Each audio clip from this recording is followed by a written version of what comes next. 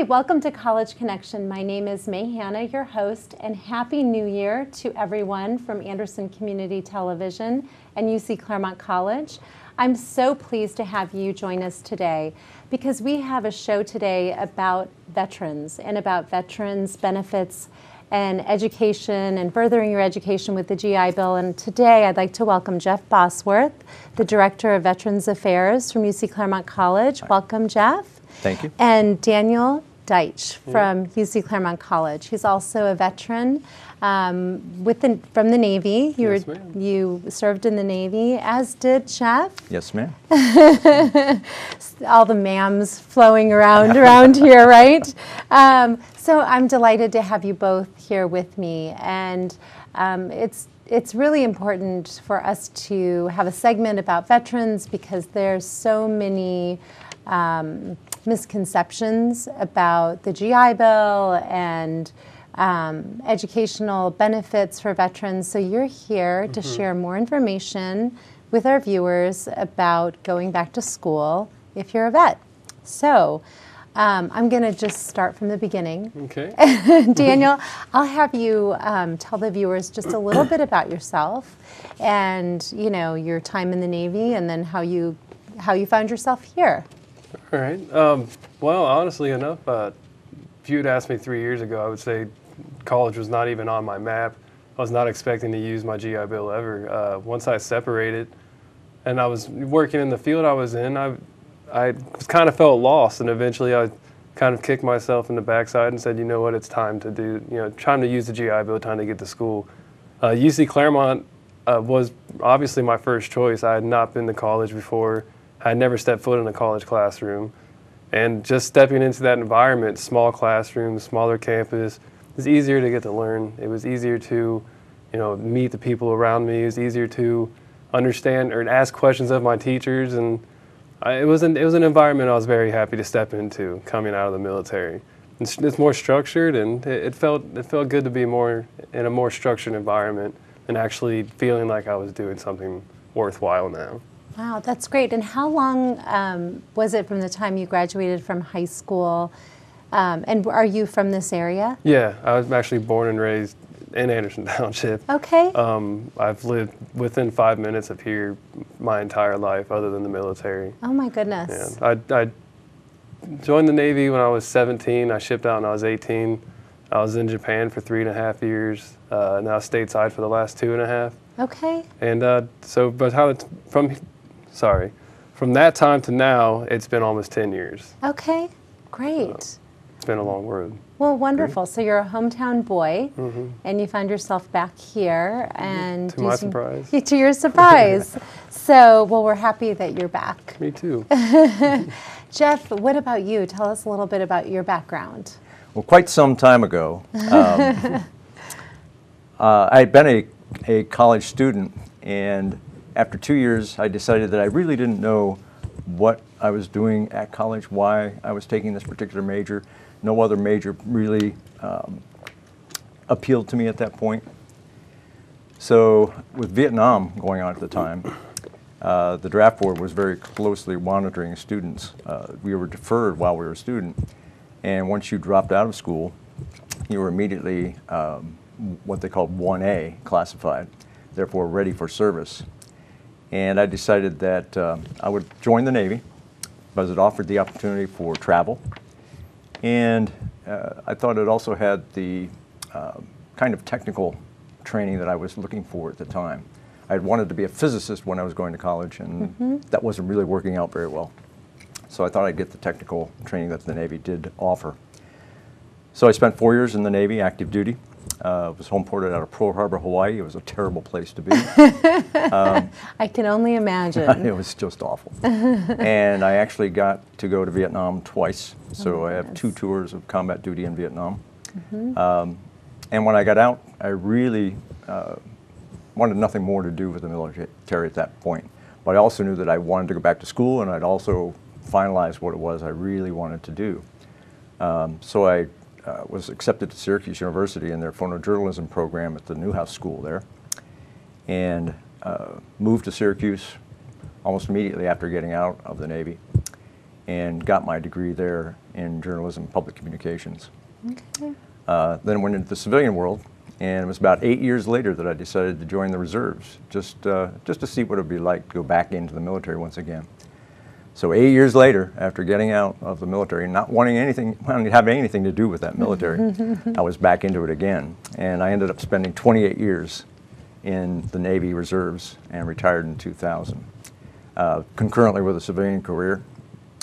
And I came to UC Claremont almost 5 years ago as an adjunct instructor in computer programming. And approximately 2 years into the teaching, the opportunity came up for this veterans position that had been newly formed, and I applied for it and was accepted into that position. Great. So you both found your way to UC Claremont. Was Daniel a student at the time? No, he was not. Okay. No. And so did you help usher him through the process at UC Claremont, or did you both sort of start around the same time, back to school and then working? Well, Jeff was the vet rep when I started attending campus. That's what I meant. Yeah. Okay. Got it. And so, Daniel, tell us a little bit about your experience trying to go back to school and sort of the steps. So if there's a vet that's watching this program and, they're thinking, gosh, I think I'd like to do that, and I didn't realize UC Claremont College had someone designated like Jeff to help vets through that. Now they'll know, and tell me the steps that you went through. I mean, anyone who's dealt, or anyone has been in the military or dealt with the government in any aspect knows that the government loves their paperwork. So you know right off the bat that it's not going to be easy. It's not going to be something, yes, they are your benefits, but they're not just going to be handed to you. You have to make sure you're doing it correctly. Okay. And the first thing I tell everybody is VONAP. VONAP is how you apply for your benefits, how you get the whole ball started. A lot of people have no idea what it is. If you go to eBenefits, which is another website, and then you, through a system of applying online, you fill out your application, go through the VA, and then from there you also have to make sure that whatever forms you're going through the VA are also going to the school that you intend on going to. So obviously I had to first get a hold of VA, get my benefits kicked in, let them know I was planning on it, and then go to UC Claremont, let them know my intentions. By the way, that the VONAP is an acronym. All of us military people are very familiar with acronyms, but VONAP stands for Veterans Online Application. Thank See, even you. I didn't know that. Thanks for that clarity. Sure. Say, I wasn't too sure what it was myself, honestly. I just kept on calling it VONAP. So. But from there, it was just a matter of making sure you kept up on top of your paperwork. A lot of people, I will see people coming daily, veterans coming daily. Oh, Jeff, oh, Daniel, I don't have my benefits yet. It's like, well, have you done the steps necessary to get those benefits? And 9 times out of 10, the answer is no, I haven't done that yet. It is very imperative that every vet that's going to school stays on top of their paperwork, stays on top of the people handling that paperwork, almost to a point where you're annoying them. You're calling the VA every other day. You're going to Jeff's office every day he's in there, calling the Veteran Certification Office. It is a matter of just staying on top of your things, doing what you were trained in the military to do, getting done what you're told to get done. And honestly, when I first started, excuse me, the paperwork process was a little longer, but we managed to cut a lot of the stuff out that was not necessary, you could say. Right. A few of the paperwork, there was a lot of paperwork that was repetitious. So with Jeff, we decided to start working towards that, getting rid of some of those issues. So now really there's only a few forms that had to be filled out with the school, a few online forms, and once you've taken care of those and the ball's rolling, your benefits, as long as you did your half of it, will come to you every single month without problem.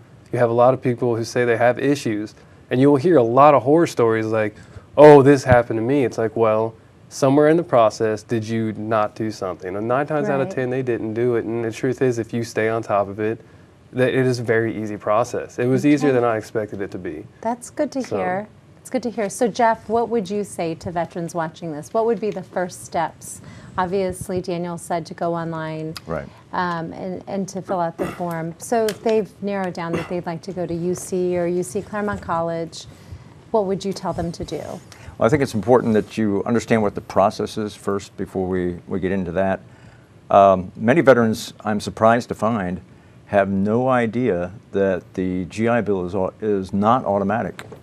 Right. It is something that they have to initiate. The GI Bill is not given to them by the military, but rather by the Veterans Administration. And didn't they have to opt into it while they were on active duty? No, That I think used you're to be thinking the of the story. Montgomery GI Okay, Bill that's- with the kicker That's option. right. Okay, Which I that's did right. think. Yep. The post 9/11 GI Bill is entirely different Oh, okay. in a number of ways. I didn't know that. Yes. yes. Okay.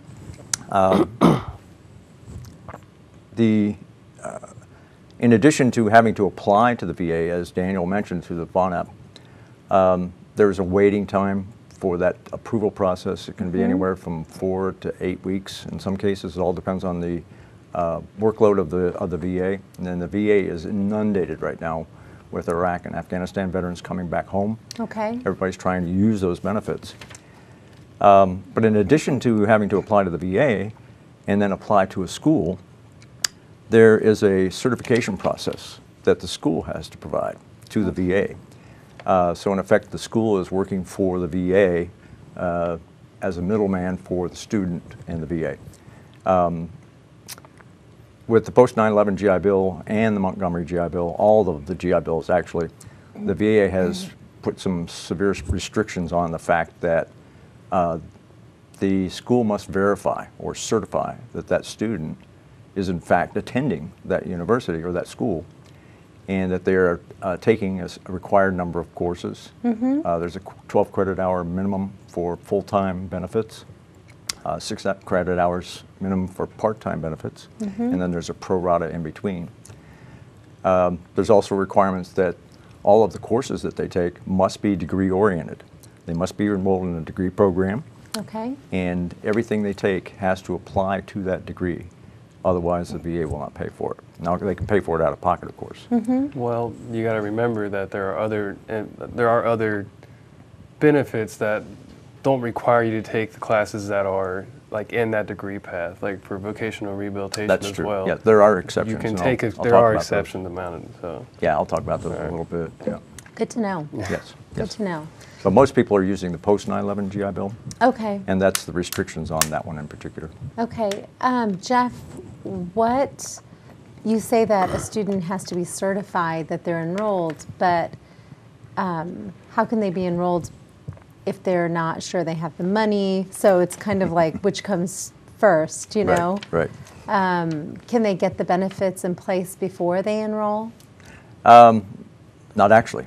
Really? No. They can begin the process, but the way the certification process is done at UC and at many other schools, for that matter, is they typically will not do actual certifications to the VA until about 2 weeks before a semester starts. Okay. So even though the paperwork may have been started earlier than that, certifications don't go in until just before the semester. And oftentimes because the veterans don't quite stay on top of the paperwork, as Daniel mentions, it may be well into the semester before those certifications go to the VA. So my recommendation is that they should also apply for financial aid and things like Pell Grants, Okay. because they can still do that. Get those monies from financial aid as well as Pell Grants, which are monies that they can keep, as a matter of fact. And then when the VA benefits do come in, they end up with a credit to their account. Okay. Great. Why would a veteran want to come to UC Claremont College, Daniel? at first, I'm not going to lie, I didn't want to go to UC Claremont. I wanted to Okay. go to main campus, and I was informed that, oh, your GPA is not good enough. You need your SATs, your ACTs.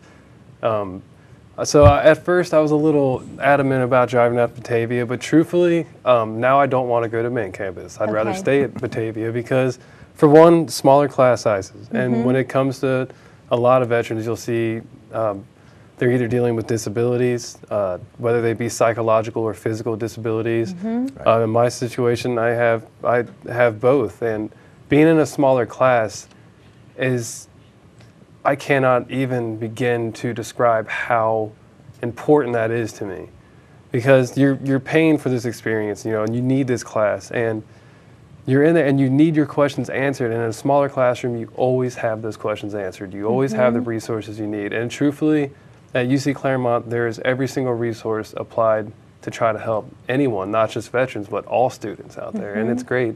You have the Learning Center, which you can go in and get free tutoring 24/7 just about. I mean, obviously not in the middle of the night, but during their hours. And I will say, for one, that I've been in the Learning Center easily 20 or 30 times, maybe more, just to have some, even if it's just go in there and ask one question. Having that there is such a beneficial use to me, at least. The teachers. Every teacher I've had has been so much more involved with their students. I mean, honestly, everything I had to say about UC Claremont is pretty much, I mean, it's been great. The experience for me has really helped me step into college life, understanding what I need to do to be a student and the things that I need to correct in my own life to make sure that I'm putting forth 100% effort in my education. It's one thing to get your benefits and then come to campus and go to school and say, hey, I got this extra money because I'm going to school, but it's another thing to come to school and, you know, really take in the environment, really buckle down and do what you need to do. And I would say that UC Claremont's campus is very conducive to getting done what you need to get done. And that's good to hear. It's a great place to be. I enjoy every bit of it. Good. I mean, everyone's interested in your story. You know, everyone's fairly nice. So I'm very happy I ended up at UC Claremont first. Well, good. And then you have formed a student veterans organization to sort of pull the veterans together on campus, isn't that correct? That's correct, yeah. Student Veterans Organization, we call it the SVO. Another acronym. Another acronym, correct. We love acronyms in the military. Absolutely. Short speak. That's right. And Daniel, you're involved in that organization. Yes, I am the president of the SVO currently. Okay. And at what first, do you do? Oh, I'm sorry. No, with the SVO. Well, at first I didn't know what I was supposed to do. I wasn't too sure. It took me a little while to get into, all right, what do we do with this organization? Student Veteran Organization, a lot of people think that it's just vets sitting around sharing war stories. The truth is, it's veterans on campus trying to figure out how to make veteran life easier on campus, what we can do to help any vets. Last year we did a charity drive where we ended up sending a bunch of boxes full of toys and candy to children affected by the war in Afghanistan. So I remember that. We started doing stuff like that to get our face out there, to get let people know we were there. My goal, at least for this semester and for the next one, is to combat veteran suicide. And we need to create an integrated community of veterans on campus. And so that you have that family. People who separated, my biggest issue when I separated was you lose that status. You lose everything you've been working for all those years. And then suddenly you don't feel good enough for any of these benefits that were offered. You don't want to ask because you feel bad for asking. You know, you don't want to reach out to get the help that every vet needs. And whether they saw war or whether they did not see war, every veteran deserves to be heard. And that's the biggest thing about the SVO. You can be heard. You have people that care for you, that love you the same way the people you served with did. And you have that integrated community that makes you feel better, makes you feel part of something. And by feeling a part of something, you in turn feel better inside. You feel healthier. You feel, more part of your community. And it just, there's a feeling there that kind of saves you in a way. And when I say saves you, because it saves you from yourself. Because when you get stuck in your own mind, I'm not good enough for this benefit, or I'm not good enough for that, it really can mess with you. And I hate seeing it. It makes me very sad. And I've had veterans on campus come to me crying, I don't know what to do. What can I do? And at that point in time, this may have been last year or 2 years ago when I first started, I didn't know what to tell them. I got so sick of not being able to guide them and help them that, we're going to change that. We're going to make it better. And we have. We have made great strides. More veterans know that there is a student veteran organization on campus. We may not be huge yet, but every fire starts with a small little spark, and that's all you really need. And I like that. That's where we're headed. And the campus is getting more and more acquainted to its veteran-friendly status. Before, honestly, I'm not so sure if a lot of people understood what that means, but now more people do, and we are really reaching to achieve, we've already achieved the veteran-friendly status, But we're reaching to more than just achieve that status. We're reaching to more than just grab it, but to reach further and keep on moving, maybe not just in Batavia, but then further out from there. It could go anywhere. The SVO is a great thing for veterans on campus because it gives us that sense of belonging that we need, and that's what's the most important part. You don't want to just come to school to go to school. You want to come to school and you want to feel that you belong there. You want to Yeah. participate. Yeah. And in this form, veterans can come to the school and they can feel that they are not just there to get an education, but they belong there. And that's the most important thing to us. And that's what we've been aiming at. Well, that's fantastic. And then- You're definitely a good advocate for Thank the Absolutely. fellow That's veterans. That's why yeah, I asked him to do for this. yeah. sure. So Part of the SVO too is the fact that by gathering together, they have this single voice, and that single voice has much more power than just one individual trying to do something. Sure. And it was because of that that the paperwork, the redundant paperwork that Daniel was talking about, just about a year ago or so, was reduced because the veteran community got together and said, "Stop this! We cannot put up with this." Basically, what we redundancies and said such." was, we served for our benefits. Stop making it so hard for us to get them. Yeah. And that's exactly what happened. That's a and good that wasn't message. it wasn't just on it wasn't on the school. That was when it would reach out to the VA and whatnot. There were so Right. many hands touching this paperwork that it had to stop. It had to make it more streamlined. Right. And by making those processes easier, reducing that amount of stress, I can tell you it's helped me. Reducing the amount of stress has I been bet. That's the last thing we need is more barriers, Yeah, right? exactly. For vets to have when they come home and to utilize this resource. So, Oh, absolutely. How many vets would you say, Jeff, we have on campus? Right now, we have about 145, Okay. and So a good sized community. yes. Okay. It is down a little bit from last year because mainly we went to the semester from quarters, Right. and there was an overall reduction in enrollment. Okay. I'm not sure exactly what the reasons for that were, but I do. Semester switch. It Yeah. makes life a little more difficult, Right. and acclimating to that change is very difficult. Exactly. Okay. But we're going to be seeing a whole lot more veterans coming back with the drawdown in Afghanistan in particular. Okay. I just saw some statistics recently where we could possibly get up to 36,000 new veterans eligible for the post 9/11 GI Bill in the tri-state area by 2014. Oh my goodness. And that's, if we could get just a tiny amount of that in terms of new students coming to Claremont, that would be absolutely wonderful. Wow. Well, it's good to know that there's a place for them and someone that they can come to when they come home. What are some of the most common majors, Jeff, for veterans when they come to the college and they're sort of exploring opportunities and that sort of thing? A lot of them get into criminal justice. Okay. This is probably a direct correlation between what they did in the military. So that is a very popular major. And we have three facets of the criminal justice. There's the law enforcement, police academy, and then the forensics side of it. So there's probably most of them come into the police academy. Another one would be the aviation program. We have one of the best aviation programs in the United States. I'm not sure exactly what the ranking is, but it's up there with Embry-Riddle and some of the others. One of the interesting things about that aviation program is everybody says, "Oh my gosh, the flight fees are enormous," and they can be. They can be $15,000, $16,000 a year just for those flight times, in addition to tuition and fees. But the GI Bill, the post 9/11 GI Bill, pays for all of those flight fees. Wow, So I did not know yeah, that. Absolutely. It is a standard fee that's applied to any student who is in the aviation program. Therefore, the VA will pay for it. Wow.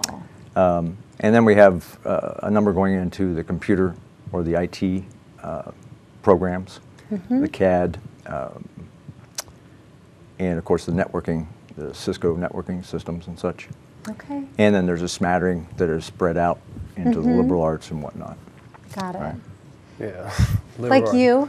Well, I was liberal arts, and most of us go in as liberal arts because we have no idea what we're doing after that. Some people have rates that were dying, such as mine. You're like, okay, what do I do now? Well, Right.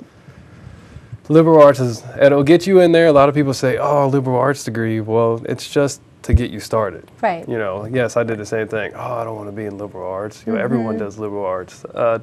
It's a foot in the door, and from there, you find your true passion.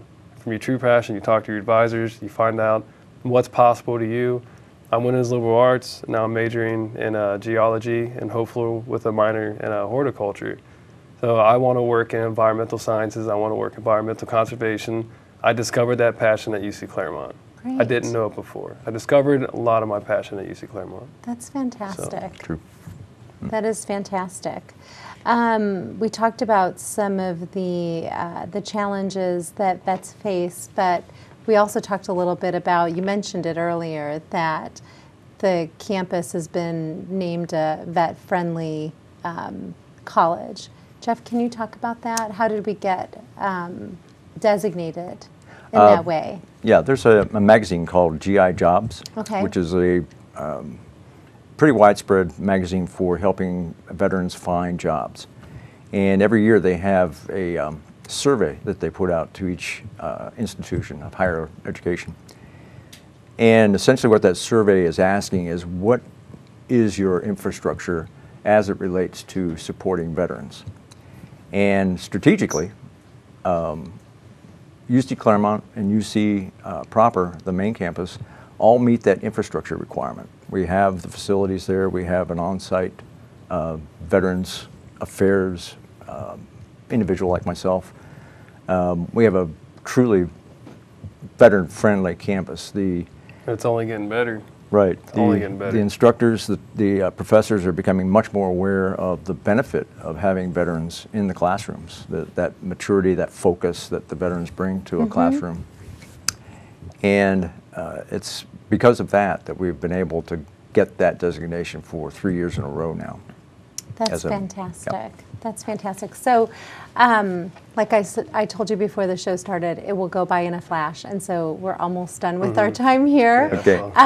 Jeff, if folks want to reach you, I know that they can reach you at the 732-5200 number that we have right behind us. They can get a hold of you in that way. And you're great about getting back to people via phone, email, that kind of thing. Very much so. Daniel and Jeff, thank you so much for coming on and sharing all about vet resources. It's such an important topic for this community. Absolutely. So, It's a pleasure to be here.